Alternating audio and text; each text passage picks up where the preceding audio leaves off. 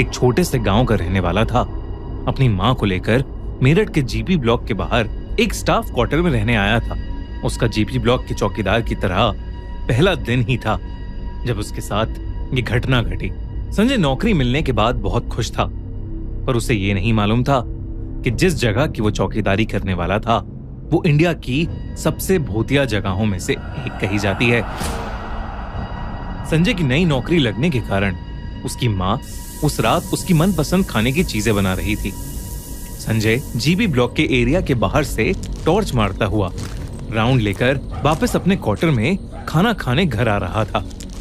तभी अपने घर से थोड़ी दूर एक नलके के पास खड़े हुए अपनी माँ को उसने किसी को कहते हुए सुना, इतनी रात को तुम्हारा ऐसे इलाके में होना ठीक नहीं है। जब उसने वहां पहुंचकर अपनी माँ से पूछा कि वो किससे बात कर रही थी, तो उन्होंने उसे बताया कि वो खाने के लिए पानी भर रही थी। और तभी उन्हें आसपास की झाड़ियों से जीपी ब्लॉक की तरफ जाती हुई लाल साड़ी में एक लड़की दिखी। जब उन्होंने उस लड़की को वहां से जाने के लिए मना किया तो उस लड़की ने उनकी बात को अनसुना कर दिया और भागकर जीपी ब्लॉक के अंदर चली गई। संजय और उसकी माँ दोनों को उस औरत का रात के इस समय झाड़ियों और जंगल से घिरे जीपी ब्लॉक के अंदर घुसना ठीक नहीं लग रहा था। और इस डर से कि कहीं पहले दिन ही जीपी ब्लॉक में कुछ अनहोनी न हो जाए, संजय वापस जीपी ब्लॉक के अंदर जाकर उस औरत को ढूंढने लगा। रात के अंधेरे में जंगल और झाड़ियों से घिरे होने के कारण संजय को बस उतना ही दिख रहा था जितना उसकी टॉर्च की रोशनी दिखा पा रही थी।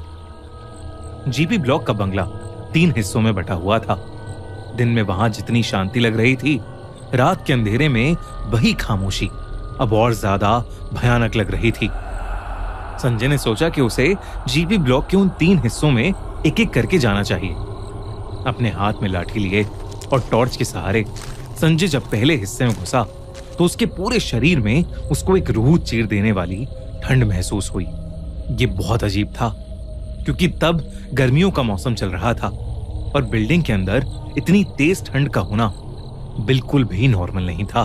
फिर भी संजय ने हर जगह टॉर्च मार कर देखा पर उसे कोई लड़की दिखाई नहीं दी, पर उसे वहां ढेर सारे बालों के गुच्छे मिले। उसे समझ नहीं आ रहा था कि वो बालों के गुच्छे वहां कहां से आए।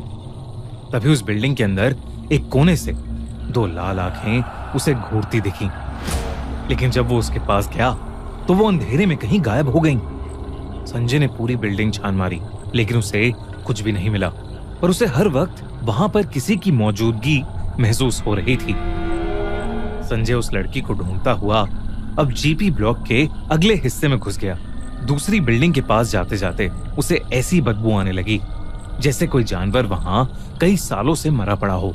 फिर भी वो उस लड़की के बारे में सोचते हुए घर के उस हिस्से में घुसा, पर वहां उसे कोई भी नहीं दिखा। लेकिन जब वो उस घर से बाहर निकलते हुए इधर उधर टॉर्च मारते हुए रास्ता ढूंढ रहा था तो उसे उस हिस्से की टूटी हुई दीवार के छेद से। दोस्तों, हमारे पॉडकास्ट की नई सीरीज बिल्कुल भी मिस मत करना जिसमें हमने डायन की रियल लाइफ स्टोरीज डिस्कस करी हैं। तो इस वीडियो के बाद हमारे पॉडकास्ट को देखना मत भूलना।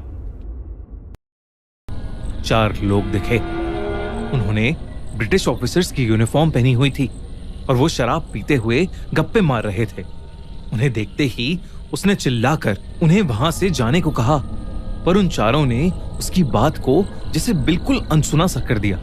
संजय को मालूम था कि अक्सर ऐसे शराबी ही पुरानी जगहों पर आकर हल्ला करते हैं, तो वो दूसरे हिस्से से भागकर तीसरे हिस्से के उसी फ्लोर पर चला गया जहां पर वो लोग बैठे थे। लेकिन वो जैसे ही वहां पहुंचा, वहां पर उन चारों में से कोई नहीं था। तभी उस तीसरे हिस्से के ऊपर वाले फ्लोर से उन चारों लोगों की जोर जोर से हंसने की आवाज आई। संजय भागकर उस बिल्डिंग के सबसे ऊपर वाले फ्लोर पर गया जहां उसे वहीं 4 लड़के हंसते हुए मिले। उन चारों लड़कों को वहां देखकर संजय फिर से उन पर चिल्लाया, पर वो चारों शराब पीते पीते और जोर से हंसने लगे। जब संजय के कई बार कहने पर भी वो लोग वहां से नहीं गए तो संजय ने उनमें से एक को अपनी लाठी से मारा, पर वो लाठी उस लड़के के आर पार चली गई। तो चारों लड़के संजय की तरफ मुड़े और संजय ने देखा कि उन चारों के चेहरे बुरी तरह से गले हुए हैं और उन चारों की आंखें थी ही नहीं। घबराया हुआ संजय वहां से भागा और वो लड़के बहुत ही डरावने तरीके से हंसने लगे। संजय वहां से भागता हुआ दूसरी तरफ से निकला जब उसने जीपी ब्लॉक के पहले हिस्से के पास से एक लड़की को छत के ऊपर चढ़ते हुए देखा, जो वहां रुककर अपने बालों को कंघी करने लगी और संजय को बहुत ही भयानक तरीके से देखने लगी। उसकी आंखों में वही लाल चमक थी जो कुछ समय पहले संजय ने अंधेरे में देखी थी। संजय को वो सब देखकर कुछ समझ नहीं आया और वो अपनी जान बचाने के लिए वहां से और तेजी से अपने क्वार्टर की तरफ भागा। लेकिन वो भागते भागते अचानक रुक गया क्योंकि उसके ठीक सामने एक और औरत खड़ी थी जिसने लाल साड़ी पहनी हुई थी। संजय को लगा कि ये वही लड़की है जिसे संजय की मां ने देखा था। लेकिन जब उसने उस लड़की को पुकारा और जब वो लड़की मुड़ी तो संजय की रूह कांप उठी। उस औरत का चेहरा बेहद डरावना था। ऐसा लग रहा था कि जैसे वो कोई चुड़ैल हो। संजय को देखते ही उस औरत ने उसे बहुत जोर से धक्का दिया, जिसकी वजह से उसका सर पास पड़े पत्थर पर लगा। संजय को ऐसा लगा कि जैसे उस औरत का हाथ नहीं बल्कि कोई जलता हुआ लोहा था। संजय दर्द में बहुत जोर से चिल्लाया और उसी दर्द में कर्राते हुए संजय ने देखा कि वो लाल साड़ी वाली औरत हवा में उड़ती हुई जीपी ब्लॉक के अंदर जाते जाते कहीं गायब हो गई। उसकी मां संजय की चीख सुनकर उसके पास आई तो संजय बहुत बुरी तरह से डर से कांपता हुआ जीपी ब्लॉक की तरफ देख रहा था।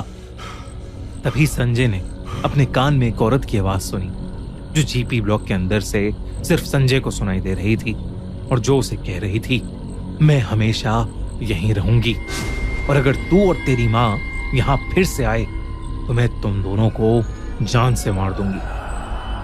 संजय की मां भी घबराई हुई उसे स्टाफ क्वार्टर के अंदर ले गई। तब उसकी मां ने देखा कि संजय की छाती पर किसी इंसान के हाथ के निशान थे। उस दिन के बाद संजय ने वो नौकरी हमेशा के लिए छोड़ दी।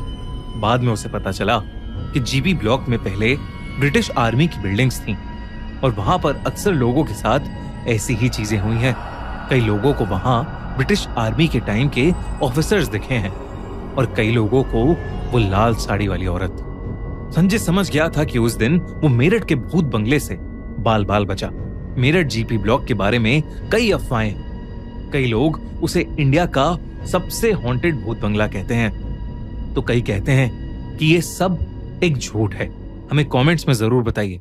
दोस्तों जल्दी से एंड स्क्रीन पर क्लिक करो और चेकआउट करो हमारे पॉडकास्ट का एक बहुत ही इंटरेस्टिंग एपिसोड, दास्ताने डायन। और अगर आपको एक कहानी अच्छी लगी तो हमारा चैनल खूनी मंडे सब्सक्राइब करना बिल्कुल मत भूलिएगा।